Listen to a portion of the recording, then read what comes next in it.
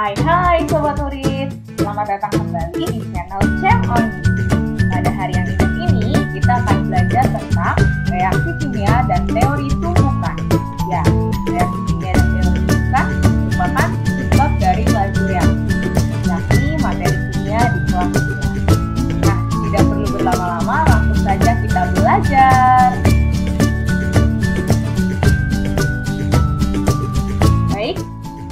Yang pertama, kita akan mereview terlebih dahulu tentang apa itu reaksi kimia.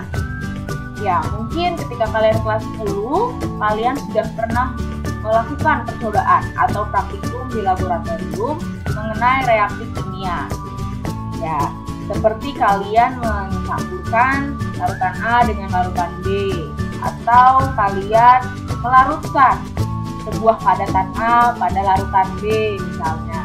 Atau mungkin kalian membakar sebuah padatan dan kemudian nanti dari semua percobaan-percobaan itu akan menghasilkan produk atau hasil reaksi. Contohnya seperti berubahnya warna suatu larutan ketika dicampurkan, atau mungkin ada bau yang keluar ketika suatu zat dipanaskan. Ya, itu semua adalah reaksi kimia. Nah, reaksi kimia ini dapat diidentifikasi melalui 3 pendekatan. Yang pertama, pendekatan makroskopik, yang kedua secara simbolik, dan yang ketiga secara mikroskopik. Nah, makroskopik ini yang kalian lihat atau kalian bisa rasakan atau kalian bisa respon dengan indera-indera yang kalian miliki. Seperti ketika kalian melihat perubahan warna ketika kedua larutan dicampurkan, atau adanya bau ketika suatu padatan itu dibakar. Itu secara makroskopik ya.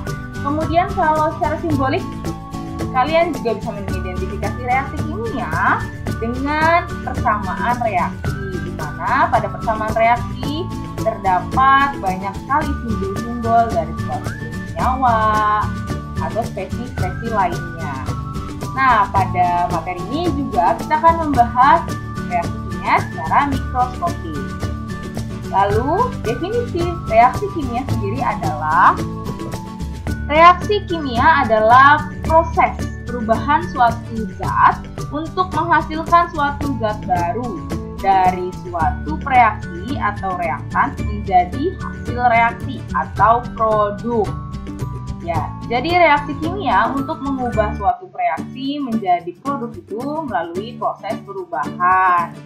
Ya, proses perubahan di sini beragam, bisa berupa penyusunan ulang ikatan-ikatan kimianya. Nah, kita sekarang masuk ke dalam contoh reaksi kimia. Ya, misalnya ada reaksi seperti ini. 2H2 direaksikan dengan O2 menghasilkan 2H2O. Kemudian kita akan mengidentifikasi. Ya, 2 di sini adalah koefisien. Ya, di sini pun koefisiennya 2 untuk zat H2O. Kalau yang ini tidak tertulis adalah 1.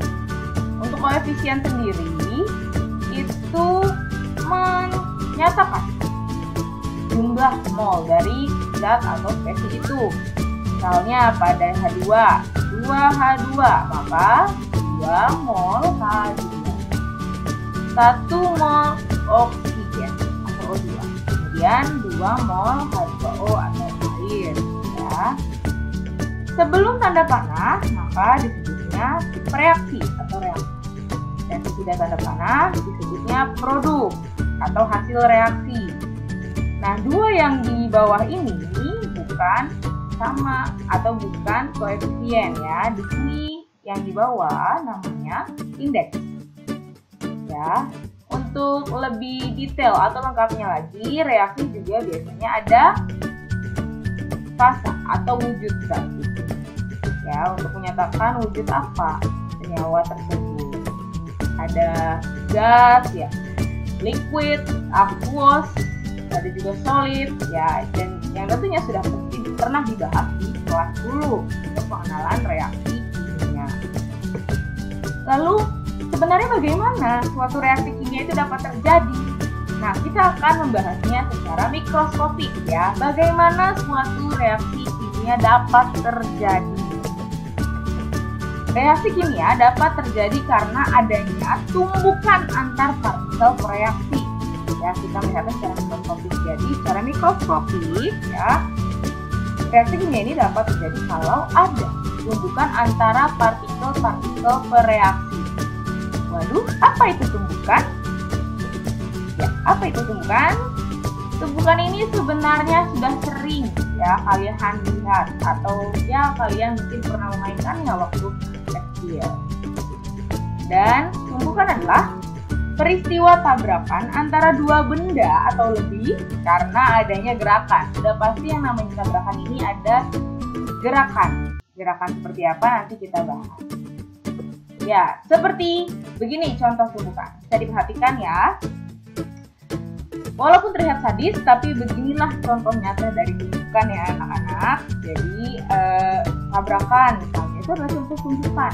Mungkin kalau dalam pelajaran fisika nanti ada lenting ya kan, lenting sempurna dan lain-lain.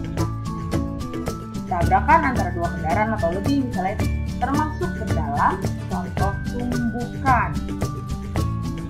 Kemudian, ini yang tadi saya bilang, mungkin kalian pernah memainkannya. Misalnya kita lihat dari sini dulu ya, kelereng atau gundu, pasti sering ya, dulu waktu kecil mungkin kalian pernah bermain. Nah, ini juga merupakan permainan yang mengambil dasar tumbukan, karena nanti ada satu kelereng yang akan ditumbuk atau ditabrak oleh kelereng yang kita pacu ya, untuk menabrak di kelereng target. Nah, di sini juga ada biliar ya. Ini untuk pengetahuan saja. Sebenarnya seperti karambol juga ya. Kalau kalian tahu karambol, jadi nanti ada bola yang dituju untuk ditumbuk. Nah, tumbukan itu dapat terjadi dengan dua poin. Poin pertama, ketika bendanya sama-sama bergerak, atau ketika poin kedua, yang satu bergerak dan yang lainnya diam. Kan tadi cara tumbukan ketika keduanya bergerak. Nah, tapi bergerak yang seperti apa? Yang pertama sama-sama bergerak. Contoh tadi misalnya tabrakan ya. Tabrakan dengan kedua kendaraan ini melaju, sama-sama melaju gitu. Dan yang kedua, ketika satu benda bergerak dan yang benda lainnya diam. Misalnya ketika kita main kelereng mau menuju kelereng target. Nah, kelereng target ini kan biasanya diam dan kelereng kita yang kita pacu dan gerakan menuju kelereng target tersebut. Nah, dalam reaksi kimia, tumbukan itu adalah peristiwa tabrakan. Tapi tabrakan seperti apa dan apa yang bertabrakan? Yang bertabrakan adalah partikel bereaksinya. Ya, partikel bereaksi. Untuk apa? Untuk menghasilkan produk. Jadi dalam reaksi kimia secara mikroskopik juga ada tumbukan. Ya, yaitu berupa tumbukan atau tabrakan partikel-partikel reaksinya kemudian akan menghasilkan produk atau hasil reaksi.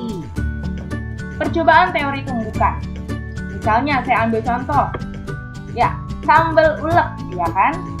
Kita bayangkan reaktannya itu ada berbagai bahan untuk membuat sambal, seperti cabai, bawang merah, bawang putih, kemudian ditambahkan garam, ya kan? Kemudian mungkin ada yang pakai kemiri, ada yang pakai merica, atau mungkin pakai ketumbar mungkin ya. Kemudian bahan-bahan itu kita sebut reaktan dan kita reaksikan. Reaksikannya seperti apa, Bu? Ya, seperti diulek. Diulek sampai akhirnya jadi sebuah sambal ulek. Sambal ulek inilah yang kita sebut produk atau hasil reaksi. Kemudian mungkin ada pertanyaan, apakah setiap tumbukan menghasilkan reaksi? Coba komen di bawah, apakah setiap tumbukan menghasilkan reaksi? Ya, tumbukan antara partikel bereaksi disebut berhasil dan menghasilkan produk ketika energi hasil tumbukannya cukup untuk mencapai energi aktivasi. Nah, kita perhatikan diagram energi di bawah ini ya. ya.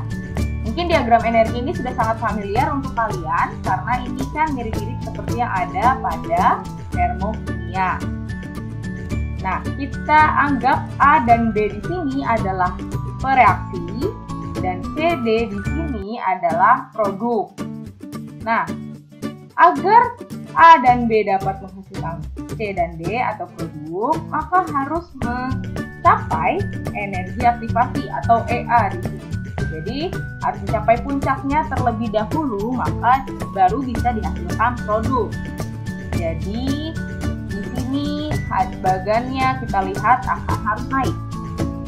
Ya, harus naik sampai ke titik ini di kompleks teraktivasi, barulah dapat terbentuk produk. Nah, untuk dapat ke sini, energi yang dihasilkan tumbukan itu harus cukup.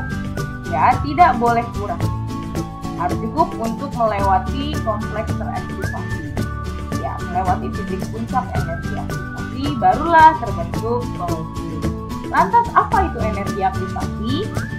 Energi aktivasi adalah energi minimal yang dibutuhkan agar reaksi dapat terjadi. Nah, kita balik lagi ke diagram lagi tersebut.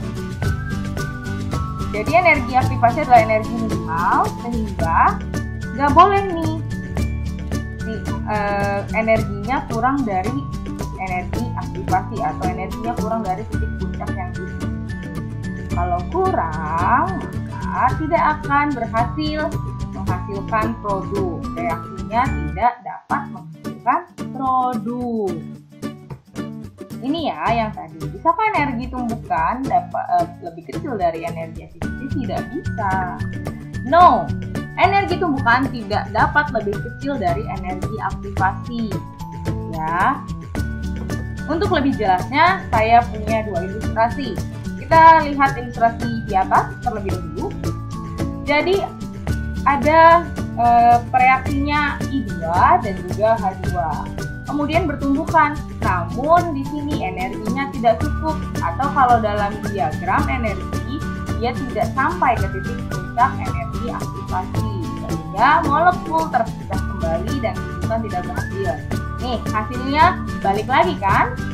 Nah, jadi kayak mantul gitu, tidak bereaksi dan tidak menghasilkan produk. Kemudian pada ilustrasi yang kedua atau yang di bawah, tumbukan dengan energi cukup dan ikatan-ikatannya akan putus dan terbentuk ikatan baru. Ya, kalau ini energinya cukup nih, ya dia melewati titik puncak si energi aktivasi, sehingga akan terbentuk HI, ya, yang merupakan dari produk reaksi. Namun ada fakta menarik tentang energi aktivasi. Semakin kecil energi aktivasi, maka semakin cepat reaksinya berlangsung. Ya, bisa diperhatikan diagram energinya.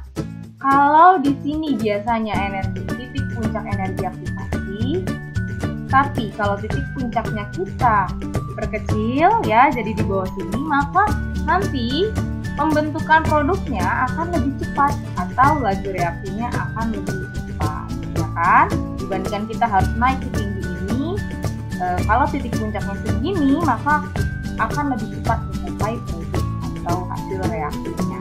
Di sini tertulis energi aktivasi dengan katalis, titik puncaknya maka akan lebih rendah. Nah, katalis itu apa dan bagaimana bisa kecil titik puncak energi aktivasi akan dibahas pada faktor-faktor yang mempengaruhi laju reaksi.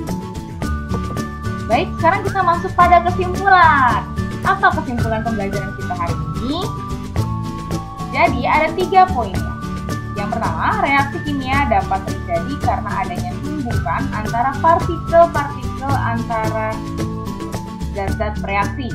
Yang kedua, tumbukan adalah peristiwa tabrakan antara partikel-partikel bereaksi untuk menghasilkan produk atau hasil reaksi.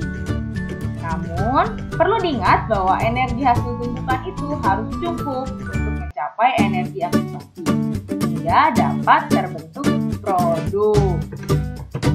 Baik, itulah tadi materi tentang reaksi kimia dan teori tumbukan dari Chem On.